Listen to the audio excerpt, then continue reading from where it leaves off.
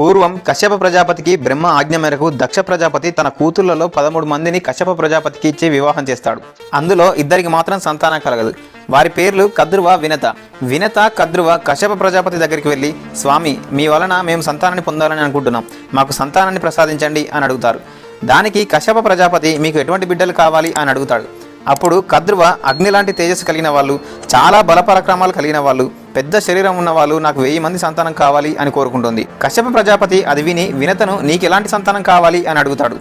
వినతకు తన అక్క కోరిన కోరిక చూసి అసూయ కలిగి తను ఇలా అడిగింది, స్వామి, కద్రువకు జన్మించే 1000 మంది సంతానం కంటే బలవంతమైన 2 కుమారులు సంతానంగా నాకు కావాలి అని అడిగింది. కశ్యప ప్రజాపతి అప్పటికే పుత్రకామిష్టి యాగం చేయడం వల్ల వారి ఇద్దరికి వారి కోరుకున్న సంతానం కలుగుతుందని చెప్తాడు. పుత్రకామిష్టి యాగం ద్వారా దేవతల యొక్క తేజస్సు వారి గర్భంలో చేరి వారిద్దరూ గర్భవతులవుతారు. వారిద్దరూ అత్యంత బలవంతులు, అత్యంత తేజస్సు ఉన్న పిల్లలు కావాలని కోరారు. కద్రువ 1000 మంది పిల్లలు కావాలని కోరింది. కాబట్టి అంతమంది పిల్లల్ని గర్భంలో మోయడం కష్టం. కాబట్టి పరమేశ్వరుడు గుడ్ల రూపంలో ప్రసవించేలా చేస్తాడు. కద్రువ కొన్ని రోజుల తర్వాత 1000 గుడ్లను ప్రసవిస్తుంది. అలాగే వినత కూడా 2 గుడ్లను ప్రసవిస్తుంది. ఆ గుడ్లను వారు ఒక నేతికుండలో ఉంచి పొదగబెడతారు. అలా 500 సంవత్సరాలు పొదగబెడతారు. 500 సంవత్సరాలు ఎందుకంటే అంతటి తేజవంతమైన బిడ్డలు పుట్టాలంటే కనీసం అన్ని సంవత్సరాలు పడుతుంది. 500 సంవత్సరాలు గడిచిన తర్వాత కద్రువ ప్రసవించిన గుడ్ల నుంచి 1000 పడుగుల ఆదిశేషువు, ఐరావతుడు, కర్కోటకుడు లాంటి 1000 పాములు జన్మిస్తాయి. కానీ వినత ప్రసవించిన గుడ్లు మాత్రం పగలకుండా, అందులో నుంచి పిల్లలు రాకుండా అలాగే ఉండిపోతాయి. వినతకు ఎక్కడ లేని బాధ వస్తుంది. కళ్ళల్లో నుంచి వచ్చేది నీరా, ప్రవాహమా అన్నట్లుగా తను ఏడుస్తూ ఉంటుంది. కద్రువకు పుట్టిన పిల్లల్ని చూసి, కద్రువ తన పిల్లల్ని గారాభంగా చూసుకోవడం చూసి వినతకి చాలా బాధిస్తుంది. తన అక్క తనకంటే ముందుగానే తల్లి అయిందని అసూయపడి ఆ పొదగబడి ఉంచిన 2 గుడ్లలో నుంచి ఒక గుడ్డును పగలగొడుతుంది. వెంటనే ఆ గుడ్డులో నుంచి ఎర్రటి తేజస్తో నడుము వరకు మాత్రమే శరీరం కలిగి ఉండి, నడుము కింది భాగం నుంచి ఎటువంటి శరీరం లేకుండా ఒక బిడ్డ జన్మిస్తాడు. ఆయన పేరే అనూరుడు. అనూరుడు అత్యంత శక్తివంతంగా పుట్టాల్సిన బిడ్డ. వినత తన తొందరపాటు వల్ల ఆ అండాన్ని పగలకొట్టడం ద్వారా ఆ గుడ్డులోని పిండం తన శరీర అవయవాలు పూర్తిగా తయారవక ముందుకే బయటకు రావడం వల్ల అనూరుడు సగం శరీరంతో సగం శరీరం లేకుండా జన్మిస్తాడు. అలా బయటకు వచ్చిన అనూరుడు తన తల్లిని చూసి, కేవలం నీ తొందరపాటు వల్ల, నీ అసూయ వల్ల నేను ఇలా అంగవైకల్యంతో పుట్టాను. కాబట్టి ఎవరిని చూసి నువ్వు అసూయపడ్డావో తన దగ్గరే 500 సంవత్సరాలు దాసిగా ఉండుగాక అని చెప్పిస్తాడు. తర్వాత, అమ్మ, నన్నంటే నీ తొందరపాటు వల్ల పగలగొట్టి బయటకు తీసుకొచ్చావు, కానీ ఇంకొక గుడ్డును మాత్రం అలా చేయకు.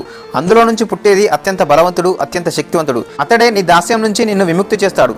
అప్పటి వరకు నువ్వు వేచి ఉండు అని చెప్పి సూర్యుడికి రథసారథిగా వెళ్ళిపోతాడు. కొన్ని రోజుల తర్వాత వినత మరియు కద్రువ విహారయాత్రగా వెళ్తున్నప్పుడు ఉచ్చైశ్రవ అనే ఒక తెల్లడి గుర్రాన్ని చూస్తారు. ఆ గుర్రం క్షీరసాగర మదనం చేసినప్పుడు పాల సముద్రంలో నుంచి పుడుతుంది. దానికి ఒక్కచోట కూడా మచ్చ ఉండకుండా పూర్తిగా తెల్లగా ఉంటుంది. ఆ గుర్రాన్ని చూపిస్తూ కద్రువ వినతతో, పాలనురుగు లాంటి తెల్లని తెలుపుతో ఎంతో అందంగా ఉన్న ఆ గుర్రానికి చంద్రునిలో మచ్చలాగా ఆ తోక నలుపు ఉండడం బాగాలేదు కదా అంటుంది. దానికి వినత నవ్వుతూ, అక్క, నువ్వు ఏ కన్నులతో చూస్తున్నావు? ఆ గుర్రానికి తోక కూడా తెల్లగానే ఉంది అని అంటుంది. కద్రువ నల్లని తోక అని, వినత కాదు అది తెల్లని తోక అని ఇలా ఇద్దరు వాదించుకుంటారు. కానీ కద్రువకి ముందే తెలుసు ఆ గుర్రం తోక తెల్లగానే ఉందని. వినతకు తన మాట పైన చాలా నమ్మకం ఉంటుంది. తను నమ్మిందే నిజమవుతుందని, ఎదుటివారు ఎలాంటి మాటలు మాట్లాడుతున్నారో పట్టించుకోకుండా తన మీద తనకున్న నమ్మకంతో ఎలాంటి వాగ్వాదానికైనా దిగుతుంది. చివరకు కద్రువ ఇలా అంటుంది, ఇన్ని మాటలు ఎందుకు, ఒక పందెం వేసుకుందాం. ఒకవేళ ఆ తోక నల్లగా ఉంటే నాకు నువ్వు దాసిగా ఉండు, అలా కాక తోక తెల్లనిదైతే నేను నీకు దాసినవుతాను అంటూ పందానికి రెచ్చగొడుతుంది. వినత సరేనని ఆ పందానికి ఒప్పుకుంటూ దగ్గరికి వెళ్ళి చూద్దాం పదా అని అంటుంది. దానికి కద్రువ ఆ గుర్రం తోక తెల్లగానే ఉందని తెలిసి ఇలా చెప్తుంది, ఇప్పుడు చాలా పొద్దుపోయింది, భర్త సేవ చేసుకోవాల్సిన సమయం ఆసన్నమైంది, కాబట్టి తెల్లవారాక వెళ్ళి చూద్దామంటూ వినతను ఇంటికి తీసుకుని వెళ్తుంది. ఇంటికి వెళ్ళాక కద్రువ తన సంతానమైన 1000 మంది పాములను పిలిచి జరిగిన పందెం వివరాల గురించి చెప్పి, ఆ గుర్రం యొక్క తోకకు మీలో నలుపుగా ఉన్న వాళ్ళు వెళ్ళి చుట్టుకొని ఉండండి అని ఆజ్ఞాపిస్తుంది. అప్పుడు అందులో కొంతమంది మాత్రం, అమ్మ, నువ్వు చేసేది చాలా తప్పు, నీవు మా తల్లివి, అలాగే వినత మా పినతల్లి, ఆమెని దాసిగా చేయడం వల్ల నీకు వచ్చే లాభం ఏమిటి? నువ్వు చేసేది అధర్మం అమ్మ అని తల్లి మాటకు ఎదురు చెప్తారు. దానితో కద్రువకి పట్టలేని కోపం వస్తుంది. నా మాటకే ఎదురు చెప్తారా? తర్వాత కాలంలో జన్మేజయుడు చేయబోయే సర్పయాగంలో మీరంతా పడి భస్మం అవ్వండి అని చెప్పిస్తుంది. శాపానికి భయపడిన కర్కోటకుడు అనే సర్పం మాత్రం వెళ్ళి ఆ గుర్రం తోకను పట్టుకొని వేలాడుతూ గుర్రం తోక నల్లదనే భ్రమను కలిగిస్తాడు. మరునాడు ఉదయం తెల్లవారుజామున యథావిధిగా అనుకున్న విధంగా కద్రువ వినతలు ఇద్దరు ఆ సముద్ర తీరానికి వెళ్ళి ఆ గుర్రాన్ని దూరం నుండే చూస్తారు. కర్కోటకుడు ఆ గుర్రం తోకను పట్టుకొని వేలాడి ఉండడం ద్వారా ఆ తోక నల్లగా కనిపిస్తుంది. ఇక చేసేది ఏమి లేక ఒప్పందం ప్రకారం వినత కద్రువకు దాసిగా మారడం జరుగుతుంది. అలా 500 సంవత్సరాలు గడిచిపోతాయి. ఆ తరువాత వినత ప్రసవించిన అండం పగిలి అందులో నుంచి సూర్యుడే బయటకు వస్తున్నాడా అన్నంత తేజస్తో ఒక వ్యక్తి బయటకు వచ్చాడు. ఆ వ్యక్తికి 2 పెద్ద పెద్ద పర్వతాలంత రెక్కలు, మనిషి ముఖం, పక్షి ముక్కుతో దగదగా మెరిసిపోతూ ఉంటాడు. తన రెక్కలతో ఒక్కసారిగా ఆకాశంలోకి ఎగురుతాడు. ఆ విశాలమైన రెక్కల వేగానికి సముద్రం ఆకాశమంతా ఎత్తుకు ఎగిసింది. అది చూసిన ప్రజలు ఆకాశం నుంచి గంగ పొంగిందా అన్నట్టు ఆశ్చర్యంతో చూశారు. ఆ గాలికి పెద్ద పెద్ద చెట్లు కూలిపోతాయి, పర్వతాలు కదిలిపోయి పెలపెలా విరిగి కింద పడిపోతాయి. అలా ఎగురుతూ ఎగురుతూ వచ్చి తల్లి దగ్గరికి వచ్చి నమస్కారం చేస్తాడు. ఆయనే మన గరుత్మంతుడు. అంతటి శక్తివంతమైన బిడ్డను చూసి ఒకరి గుండె పగిలిపోయింది. తనే కద్రువ. కద్రువ ఒక పన్నాగం పన్ని వినత ఎలాగో నా దాసి కాబట్టి తన సంతానం కూడా నా దాసిలాగానే ఉండాలి అని భావించి కద్రువ గరుత్మంతుడి దగ్గరికి వచ్చి, మీ అమ్మ నాకు దాసి కాబట్టి నువ్వు కూడా నాకు దాసుడువే, కాబట్టి ఇప్పటి నుంచి నేను చెప్పింది మాత్రమే నువ్వు చేయాలి అని చెప్పి తన పిల్లల్ని ఊరంతా తిప్పుతూ వారికి సేవ చేయి అని చెప్తుంది. గరుత్మంతుడు ఎంతటి బలవంతుడైనా ఇక చేసేది ఏమి లేక ఆ పాముల్ని తన మీద కూర్చోబెట్టుకుని ఎగురుతూ పర్వతాలు సముద్రాలు అన్ని తిప్పుతూ వారికి సేవ చేస్తూ ఉంటాడు. ఒకరోజు ఆ పాములు సూర్యుడి దగ్గరికి తీసుకువెళ్ళమని చెప్తాయి. గరుత్మంతుడు తీసుకొని వెళ్తూ ఉండగా పాములు ఇంకా పైకి ఎగురు, ఇంకా ఎగురు అంటూ ఆజ్ఞాపిస్తాయి. గరుత్మంతుడు ఇంకా పైకి ఎగిరాడు. అలా పైకి వెళ్తూ ఉండగా సూర్యుడి వేడి వల్ల తాపం పెరిగి పాములన్నీ సొమ్మసిల్లిపోయాయి. అది గమనించిన గరుత్మంతుడు వాటిని కిందకి తీసుకొని వస్తాడు. కిందికి రాగానే కద్రువ వారిని చూసి గరుత్మంతుడిని అనరాని మాటలు అంటుంది. గరుత్మంతుడు తల్లి దగ్గరికి వెళ్ళి, అమ్మ నేను చాలా శక్తివంతుడును, నేను తలుచుకుంటే వీరందరినీ ఒక్క రోజులో మట్టిపట్టగలను, కానీ కేవలం నీ యొక్క మౌనం వల్ల నేను వీరికి దాస్యాన్ని చేసి పెడుతున్నాను. అసలు మనం వీరికి దాస్యం చేయడానికి గల కారణం ఏమిటి అని అడుగుతాడు. అప్పుడు వినత నిస్సహాయంగా నా తొందరపాటు వల్ల మీ అన్న అనూరుడు ఇచ్చిన శాపం కారణంగా దాసిగా ఉండవలసి వచ్చింది అని జరిగిందంతా చెప్తుంది. అది విని గరుత్మంతుడు కద్రువ దగ్గరికి వెళ్ళి, అమ్మ నేను మీకు ఏం చేస్తే మాకు దాస విముక్తి కలుగుతుందో చెప్పు అని అడుగుతాడు. దానికి కద్రువ, నేను నా పిల్లలకి కోపంలో జనమేజయుడు యజ్ఞానికి ఆహుతి అవుతారు అని శాపం పెట్టాను. ఆ శాపం నుండి విముక్తి పొందాలంటే అమృతం సేవించాలి. అమృతం సేవిస్తే జనమేజయుడు చేసే సర్పయాగంలో పడినా ఏమీ కాదు అంటూ ఎంతో ప్రేమతో మాట్లాడుతున్నట్టు, నాయన నాకు మాత్రం మిమ్మల్ని ఎల్లకాలం దాసిగా ఉంచుకోవడం ఇష్టమా చెప్పు అని గరుత్మంతుడిని అమృతం తీసుకురావడానికి ఒప్పిస్తుంది. గరుత్మంతుడు తన తల్లి అయిన వినతి దగ్గరికి వెళ్ళి, అమ్మ నేను ఎలాగైనా ఇంద్రలోకం వెళ్ళి అమృతం తీసుకొచ్చి దాస్యాన్ని విముక్తి చేస్తాను, కానీ నాకు అక్కడికి వెళ్ళాలంటే అమితమైన శక్తి కావాలి, నాకు ఎంతో ఆకలిగా ఉంది, నా ఆకలి తీరే మార్గం చెప్పమ్మా అని అంటాడు. అప్పుడు వినత, నువ్వు వెళ్లే మార్గంలో నీకు ఒక సముద్రం ఎదురవుతుంది. ఆ సముద్రంలో చాలా మంది నిషాదులు ఉంటారు. వారు భూమిపైన అకృతమైన కార్యాలు చేస్తూ ఉంటారు. నువ్వు వారిని తిని నీ ఆకలి తీర్చుకో అని చెప్పి ఒక బ్రాహ్మణుని మాత్రం నువ్వు తినే ప్రయత్నం చేయకు అని చెప్తుంది. దానికి గరుత్మంతుడు, నేను తినేది బ్రాహ్మణుడా కాదా అని నాకు ఎలా తెలుస్తుంది అని అడుగుతాడు. దానికి వినత, నువ్వు ఒకవేళ బ్రాహ్మణుని తిన్నట్లయితే ఆ బ్రాహ్మణుడు నీ గొంతులో అడ్డుపడి అమితమైన మంట కలుగుతుంది. అప్పుడు నువ్వు ఆ బ్రాహ్మణుని తినకుండా వదిలిపెట్టు అని చెప్పి సాగనంపుతుంది. తన తల్లి చెప్పినట్లే సముద్ర గర్భంలోని నిషాదులందరినీ ఒక్క గుట్కలో మింగేస్తాడు. అలా మింగుతూ ఉండగా తన గొంతులో ఒక బ్రాహ్మణుడు అడ్డుపడతాడు. అది గమనించిన గరుత్మంతుడు, ఓ బ్రాహ్మణ నేను నిన్ను తినను, దయచేసి మీరు బయటకు రండి అని చెప్తాడు. దానికి బ్రాహ్మణుడు, గరుత్మంత నువ్వు చెప్పినట్టే నేను బయటకు వస్తాను, కానీ నా భార్య నీ కడుపులో ఉండిపోయింది. నీ మాట ప్రకారం నేను బయటకు వస్తే నా భార్యను వదిలిపెట్టి ప్రాణాలు దక్కించుకున్న వాడిలాగా జీవితాంతం నాకు అపనింద ఉంటుంది. వస్తే మేమిద్దరం కలిసి వస్తాం, లేకపోతే నేను కూడా నీకు ఆహుతి అవుతాను అని చెప్తాడు. దానికి గరుత్మంతుడు బ్రాహ్మణుడితో పాటు తన భార్యను కూడా వదిలిపెడతాడు. కానీ గరుత్మంతుడి ఆకలి సగం మాత్రమే తీరుతుంది. మిగతా సగం ఆకలి తీర్చుకోవడానికి తన తండ్రి అయిన కశ్యప ప్రజాపతి దగ్గరికి వెళ్తాడు. అప్పుడు కశ్యపుడు, పూర్వం విభావసుడు సుప్రతీకుడు అనే ఇద్దరు అన్నదమ్ములు ఉండేవారు. విభావసుడు తన తండ్రి ఆస్తి మొత్తాన్ని తన సొంతం చేసుకుంటాడు. సుప్రతీకుడు తన తండ్రి ఆస్తి కాబట్టి నాకు కూడా వాటా వస్తుంది అని విభావసుని అడుగుతాడు. ఆస్తి పంచి ఇవ్వడానికి విభావసుడు నిరాకరించడంతో సుప్రతీకుడు విభావసుని ఏనుగుగా మారిపో అని శపిస్తాడు. వెంటనే విభావసుడు సుప్రతీకుని పెద్ద తాబేలుగా మారిపో అని శపిస్తాడు. అలా విభావసుడు 6 యోజనాల పొడవు 12 యోజనాల వెడల్పుతో పెద్ద ఏనుగుగా మారిపోతాడు. సుప్రతీకుడు 3 యోజనాల పొడవు 6 యోజనాల వెడల్పుతో పెద్ద తాబేలుగా మారిపోతాడు. అయినప్పటికీ వారిద్దరి మధ్య శత్రుత్వం తగ్గక పోట్లాడుతూనే ఉంటారు. ఆ తాబేలు దగ్గరలో ఉన్న సరస్సులో ఉంటుంది. నువ్వు వెళ్ళి వారిని చంపి వారిని ఆరగించు అని కశ్యప ప్రజాపతి గరుత్మంతుడితో చెప్తాడు. గరుత్మంతుడు తండ్రికి నమస్కరించి వెళ్ళి ఆ సరస్సు దగ్గర ఉన్న చెట్టు మీద నిలబడి రెండు ఎప్పుడు కలుస్తాయా అని ఎదురు చూస్తూ ఉంటాడు. ఇంతలో ఏనుగు నీరు తాగడానికి వచ్చి ఆ సరస్సులో దిగగానే తాబేలు ఆ ఏనుగును గట్టిగా పట్టుకుంటుంది. రెండు నువ్వా నేనా అంటూ కొట్టుకుంటూ ఉండగా ఒకటి మునగడం ఒకటి తేలడం జరుగుతుంది. చాలాసేపటి వరకు అలా కొట్లాడుకొని రెండు ఒకసారిగా పైకి వచ్చేసరికి పైనుండి ఇదంతా గమనిస్తున్న గరుత్మంతుడు రెండింటిని 2 కాళ్ళతో కరచి పట్టుకొని రివ్వున ఆకాశానికి ఎగురుతాడు. అలా ఎగురుతూ ఎగురుతూ అలంబ తీర్థం చేరుకుంటాడు. అక్కడ 80 మైళ్ళ విస్తీర్ణంతో పెద్ద పెద్ద ఊడలతో ఒక చెట్టు కనబడింది. ఆ చెట్టు గరుడుని చూసి, నా కొమ్మలు చాలా బలంగా ఉన్నాయి, సందేహించకు, వాటిని నా కొమ్మల మీద పెట్టుకొని తిను అనగానే గరుత్మంతుడు వెంటనే చెట్టుకి ఉన్న పెద్ద కొమ్మ మీద కూర్చుంటాడు. గరుత్మంతుడు కూర్చున్న బరువుకి పెలపెల ధ్వనులతో ఆ కొమ్మ విరిగిపోతుంది. ఆ కొమ్మకి వారకిల్యులు అనే కొంతమంది మునులు తలకిందులుగా వేలాడుతూ తపస్సు చేసుకుంటూ ఉంటారు. వారు బొటనవేలు అంత పరిమాణంలో మాత్రమే ఉంటారు. అది గమనించిన గరుత్మంతుడు ఈ కొమ్మ కింద పడితే వాళ్ళు చనిపోతారేమోనని, లేదా కింద పడి తలలు పగిలితే తనని శపిస్తారేమో అని భయపడి ఆ కొమ్మని ముక్కుతో పట్టుకున్నాడు. 2 కాళ్లతో ఏనుగుని తాబేలుని, నోటితో ఈ చెట్టు కొమ్మ పట్టుకొని తన తండ్రి దగ్గరికి వెళ్ళాడు.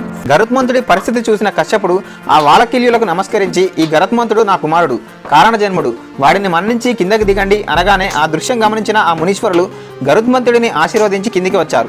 తరువాత సముద్రం దగ్గర ఉన్న పెద్ద బండ మీద ఈ ఏనుగును తాబేలును పెట్టుకొని గరుత్మంతుడు తిన్నాడు. దాంతో వాళ్ళకి శాప విమోచనం జరిగి గరుత్మంతుడిని ఆశీర్వదించి తమ లోకాలకు వెళ్ళిపోయారు. గరుత్మంతుడికి కూడా ఆకలి తీరిందని తండ్రి దగ్గరికి వెళ్లి అమృతం తేవడం కోసం దేవలోకం ఎలా వెళ్ళాలి చెప్పండి అంటూ తండ్రికి నమస్కరించాడు. తండ్రి చెప్పిన దారిలో గరుత్మంతుడు స్వర్గానికి చేరుకోబోతుండగా తన రెక్కల యొక్క వేగానికి ఆ రెక్కల నుండి వచ్చే గాలికి ఇంద్రలోకం కంపించిపోతుంది. ఇంద్రలోకమంతా అగ్నివర్షం కురిసినట్టు కురుస్తుంది. ఇదంతా చూసిన ఇంద్రుడు ఏమైంది నా రాజ్యానికి అని బృహస్పతిని అడగగా బృహస్పతి ఇంద్రుడితో ఏమైందో నీకు తెలియదా, ఇదంతా నువ్వు చేసిన పనే అంటూ చెప్పడం మొదలుపెట్టాడు.